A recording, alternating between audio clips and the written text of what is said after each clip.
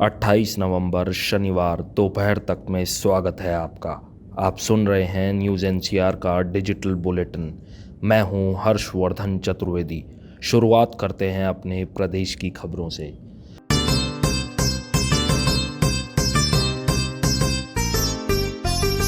31 दिसंबर तक टैक्स के रूप में 46 करोड़ रुपए वसूलेगा नगर निगम। नगर निगम के जनसंपर्क अधिकारी रतनलाल रोहिला ने बताया कि निगम आयुक्त ने बैठक में 31 दिसंबर तक कम से कम 46 करोड़ रुपए बकाया संपत्ति की वसूली करने के लिए निर्देश दिए हैं। कंगाल नगर निगम अब बकाया प्रॉपर्टी टैक्स की वसूली के लिए फिर से अभियान शुरू करने वाला है। इसको लेकर शुक्रवार को नगर निगम कमिश्नर डॉक्टर यश गर्ग ने टैक्सेशन ब्रांच के अधिकारियों के साथ बैठक की। बैठक में सभी अधिकारियों को आदेश दिए गए कि वो बकाया प्रॉपर्टी टैक्स को वसूली के लिए कार्रवाई शुरू कर दें। अगर कोई टैक्स नहीं देता तो उसकी संपत्ति को सील करने के अलावा कुर्क भी किया जाए। कमिश्नर ने सभी को 31 दिसंबर तक 46 करोड़ रुपए टैक्स लाने के लिए वसूली का आदेश दे दिया है। किसानों को रोकने के लिए फरीदाबाद दिल्ली बदरपुर बॉर्डर पर पुलिस का पहरा भी लगाया गया। मेट्रो भी फरीदाबाद से दिल्ली के लिए न चलने से लोगों को खासी दिक्कत का सामना करना पड़ा। लोगों को कई किलोमीटर पैदल चलकर दिल्ली से मेट्रो पकड़नी पड़ी। कृषि कानूनों के विरोध में दिल्ली कूच करने वाले किसानों को रोकने के लिए फरीदाबाद दिल्ली बदरपुर बॉर्डर पर शुक्रवार को भी सख्ती देखने को मिली। शुक्रवार सुबह दिल्ली की तरफ जाने वाली लोगों की लंबी लाइन सड़कों पर देखने को मिली। लोगों को चेक पोस्ट क्रॉस करने में 20 से 25 मिनट तक इंतज़ार करना पड़ा। उधर मेट्रो भी फरीदाबाद से दिल्ली के लिए न चलने से लोगों को काफ़ी दिक्कतों का सामना करना पड़ा। लोगों को 8 किलोमीटर पैदल चलकर दिल्ली के लिए मेट्रो पकड़नी पड़ी। शहर फरीदाबाद में अब नई शुरुआत। बुधवार को मेगा जांच कोरोना को लेकर शुरू की गई। फरीदाबाद में कोरोना के बढ़ते मामलों को काबू करने के लिए अधिक से अधिक लोगों का टेस्ट शुरू हो गया है। प्रत्येक बुधवार को मेगा जांच शिविर लगाए जाएंगे। इसमें करीब 10,000 सैंपलिंग व टारगेट किए जाएंगे।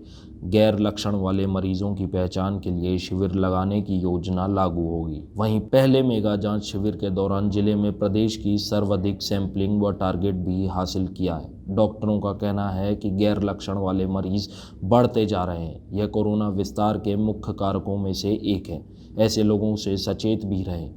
वहीं वो भी संक्रमित होने के बाद भी अनजान होते हैं। ज़्यादा से ज़्यादा सैंपलिंग कर ऐसे लोगों को टेस्ट कराने का टारगेट हर सप्ताह रखा जाएगा। 2 दिन पहले बुधवार को शहर में विभिन्न जगहों पर मेगा जांच शिविर लगाए गए थे। इस दौरान एक दिन में 14,446 सैंपल लेकर रिकॉर्ड बनाया गया। अब रुख करते हैं देश की बड़ी खबरों की ओर।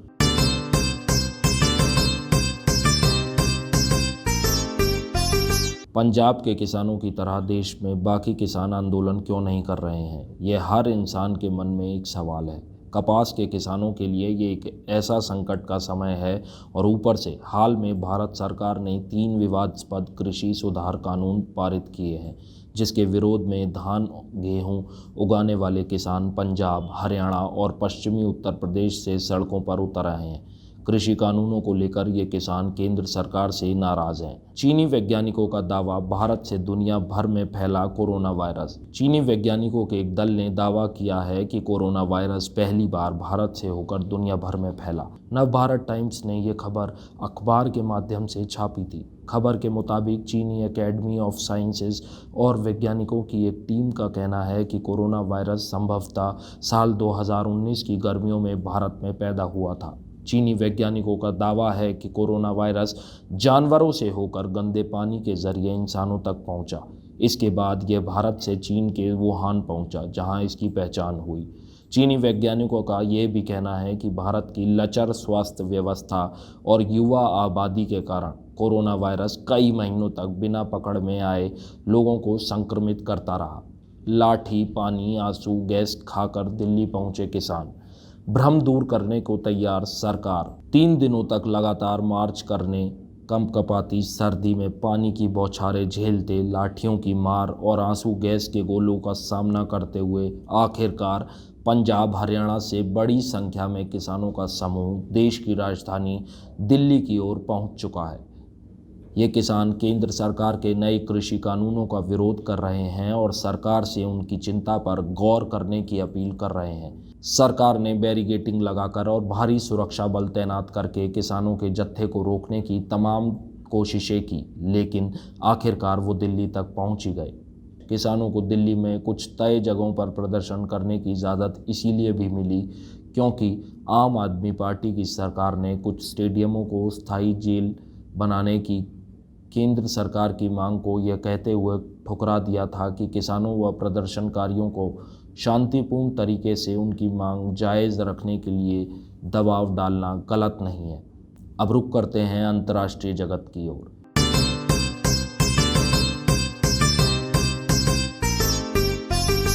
ईरान के राष्ट्रपति बोले, वैज्ञानिकों की हत्या से नहीं थमेगा परमाणु कार्यक्रम। ईरान के राष्ट्रपति हसन रूहानी ने कहा कि देश के वरिष्ठ परमाणु वैज्ञानिकों की हत्या से देश के परमाणु कार्यक्रम की रफ्तार धीमी नहीं होगी।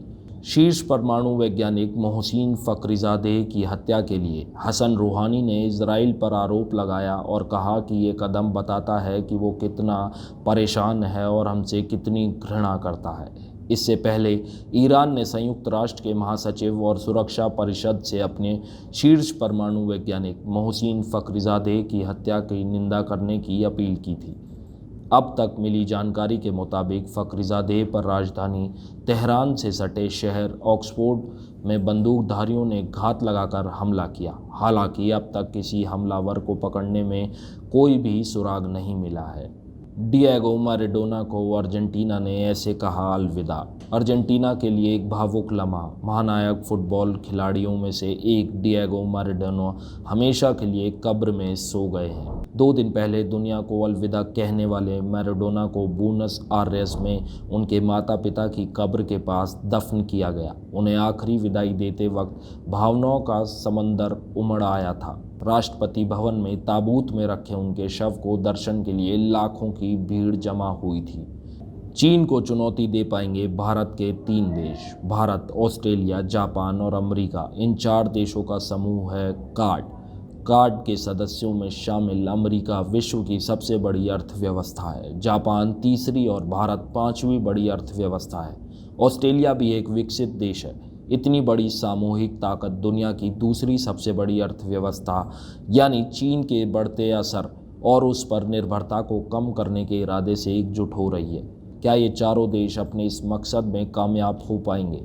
इन खबरों का चयन किया था मेरी सहयोगी राधिका मित्तल ने। हर्षवर्धन को दे इजाज़त। नमस्कार, फिर मुलाकात होगी न्यूज़ NCR के डिजिटल बुलेटिन में। धन्यवाद।